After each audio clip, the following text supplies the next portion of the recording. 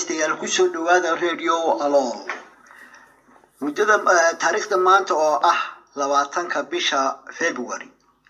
waxa ay ku beegan tahay taariikhtii kacaankii dhalinyarada Somaliland ay kaga soo horjeedeen dawladdii Maxamed Siyaad Barre sanadkaas taariikhdaasi dhacday oo ahaa 82 ayaa maanta amaba hadda muddooyinkan waxaa soo badanaya ismaandhaafka ay abuurtay taariikhdaasi ee ku samaysan ama ka soo jeeda gobolada Somaliland waxa hadda aan ku soo dhaweynayaa aqoonyahan siyaasi Mustafa Maxamed Xuseen Indhamuraayad oo ah nin siyaasi ah saameyn ku leh gobolka iyo dalka Somaliland oo aynu u guda gali doono kana waraysan doono taariikhdaas iyo sida ismaandhaafka dhalinyarada Somaliland ayuu ku samaysan yahay Mustafa ku soo dhawow radio alool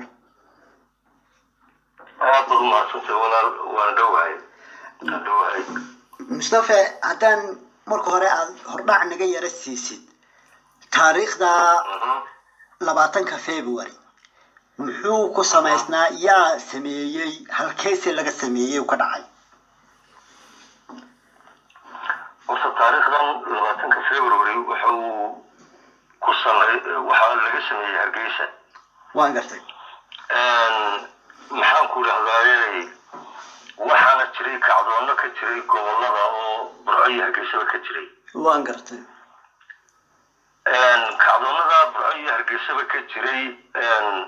wuu ka bilaabmay dabcan maxaan ku aday labada gobolba waan gartay waa Burco Hargeysa Burco Hargeysa waan gartay labada gobolba markuu kacdoonkaasi ka bilaabmay si midaysan oo isku qadiyadaba Burco Hargeysa kacdoonku uga dhacay waliba xiisada kacdoonka waxa aad ugu miisaan badnayd Burco waan gartay iyadoo muddada ay ciidamadii nidaamkii xilliga talinayay iyo bulshadii Burco reer Togdheer ku dhex maray Burco kacdoonku heerka uu gaaray waan gartay runtii uu ka miisaan badnaa kan Hargeysa labadaba kacdoonku uu ka jiray laakiin waxa miisaan badnaa kii Burco Mustafa halka hadan ay noqoto Mustafa halka hadan wax ka yar weydiyo kacaankaasi markaa miyay wada socdeen oo waada waxay ahaayeen dad isku xiran labada magaalo dhalinyaradeedu mise mid walba geestiisa bay uu kaga kacay ما طبعا اسكو حنا شو جري وان قرتي ان دنيا ارض ان كجرتو اسكو حنا معلمين با جرتي او اسكو حنا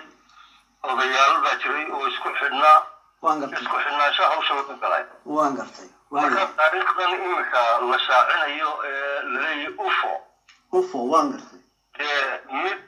dhamaystiri karta taariikhdii labada gobol iyo kacdoonkii wada socday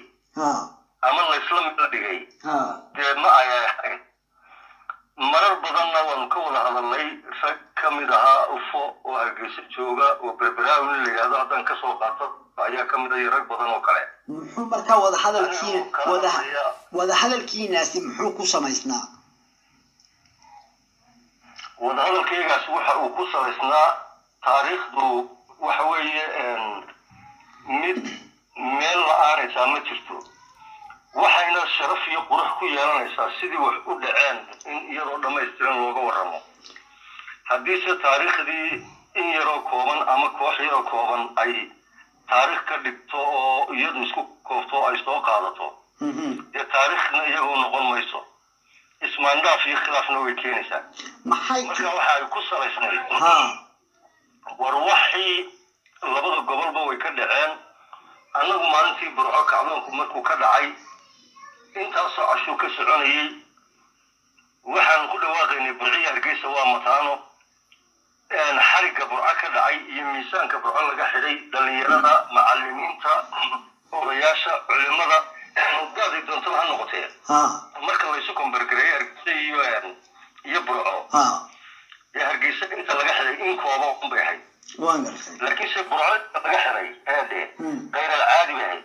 وانا واحد يلا عطين كرو لا شاعين كرو لهري كرو واي بندقو دلنيردي ardayda ahayd macallimiintii odayaashii culimadii magaalo walba intii laga xiray markad wada hadasheen Mustafa markad wada hadasheen nimanka aad sheegtay ee ka tirsanaa UFO ee aad isla soo qaadeen in aad taariikhda mideysaan oo hal isfahan laga yeesho maxaa hadalkiinaasi muxuu ku dhamaaday والله دي وانا سو قادني مرر بدن لكن دي waxa ku dhamaado meel la dhigay ma jirto waxaan kala hadlay marar boo hay wixii la isla qasay labada magaalo bay kacdoon ka dhacay waxa midaysan taariikh noqon kara madu wadaladaan hadii wax laga hadlayo daan waxaynu ka hadlaynaa hadii wax la qorayo ha noqoto wax la qorayo laakiin hadii koox ahaan isugu koobtaan هو اسماندا في خلاف بين maxaa ku ahay ugu dhaxmaraya waxda meel gaarayna maaha hadii jeerna waxay aad u jeceliin anigu mar walba kala qadray inaan qirsanahay kacdoonka intoodii iyagu iyadna moodo inay togdaro kala burco kala aanay u qirsaneen kacdoonka ka dhacay ama iyagoo aanay maxaa ka daahanin kacdoonku markuu ka dhacay in miisaanka kacdoonku uu burco ku badnaa Mustafa ma la oran karaa in waayeen inay maxaa si dhameystiran u soo dhigaan marka waxaan ku oran karaa demeelo ku dhamaaday ma jirto waa kuwa iyagu ku hawl galay inay sameystaan maalin iyagu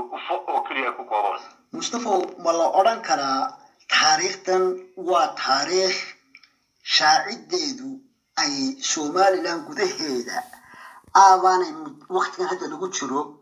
taariikh la soo dhaafay oo kuba habooneen ma la oran karaa maadaaba aynu ognahay Soomaaliland in ururadan iyo goboladan laga kacay oo kaliya aanay ka koobnayn ee ay la degan yihiin beelo kale madama suulan taas waxaan kaaga jawaabayaa horta de taariikh waan gartay marka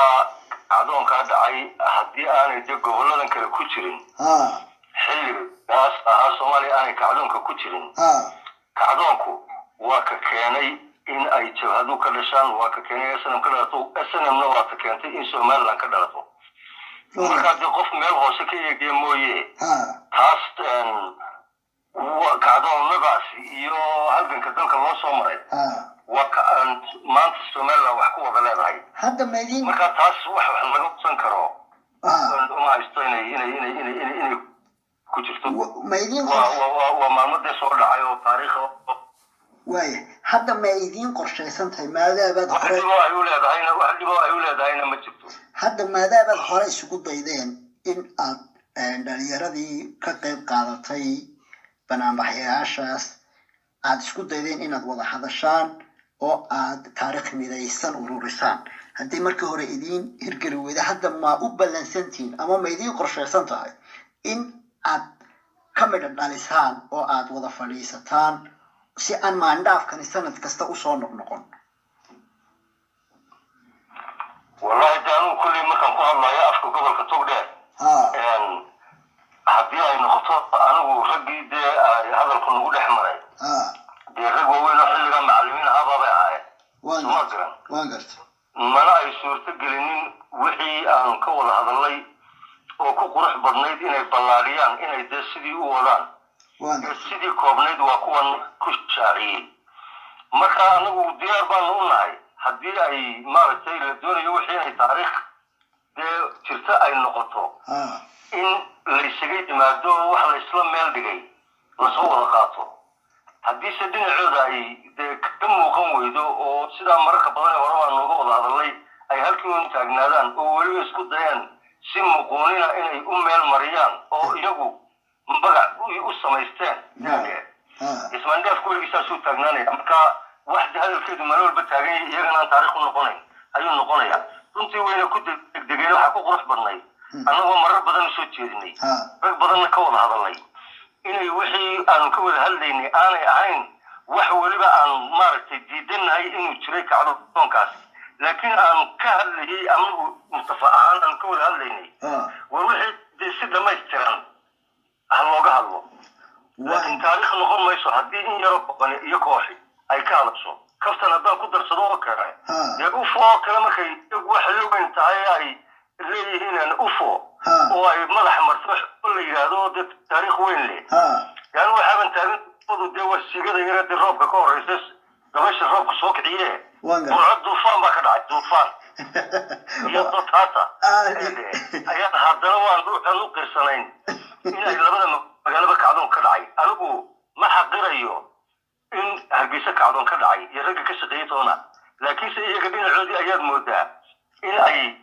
iyadoo daanan garan karaynin waxay ku waayeen wax kaga baahiyo toona inay iyagu koox yari doonayso inay taariikhdii isku koobto de markay soo noqotona hebelay noqonaysa de taariikh noqon mayso labada gobolba ka danku ka jiray bulciyaarkiisa waa mataano ayaan ku dhawaaqayni de waxaan nasiib daraa ninka aad ku leedahay war taariikhdii sidii u jirtay si dhammaystiran aynu uga wada hadalno una shaacino marka aynu ka hadlayno markaynu xusayno iyo maalinaynu isla qaadanayna aynu isla qaadano marka aynu ka hadlaynana sidii labada gobolba wax uga dhaceen sharaxeedii cid walba dee xoogagaalaheedii hal la weydiiyo hal looga hadlo maxaa ku labada gobolba kacdoonku inuu ka dhacay laakiin marka ay isdul taagaan 20 abril iyo ufo dee markaa waxna wada khuseynaya noqon mayso mustafow maxay aad ku sababeynaysaa markaad u fiirsatay ismaandhaafkan maxaa raggani ay uga dhiga adeegayaan hadalladan mideynta taariikhda maxaa sababaya ayay kula tahay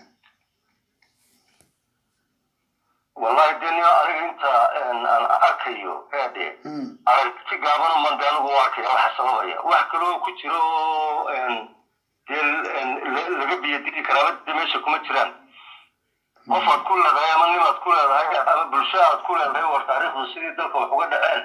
si dhammaystiran aan uga wada hadalno runtiina had iyo jeer waxaad yara moodaa haddii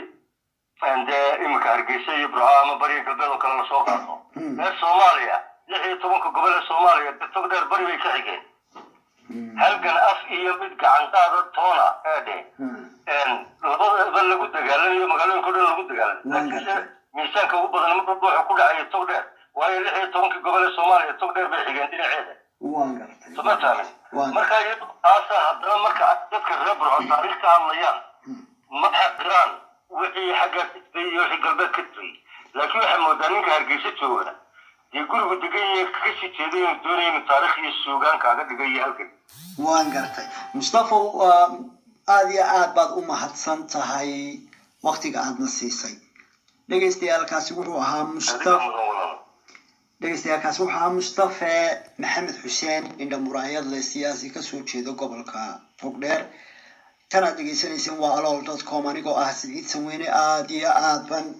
idinka mahadcelinayaa dhegeysigiina habeen wanaagsan caafimaad iyo nabad qab ayaan idinku ogahay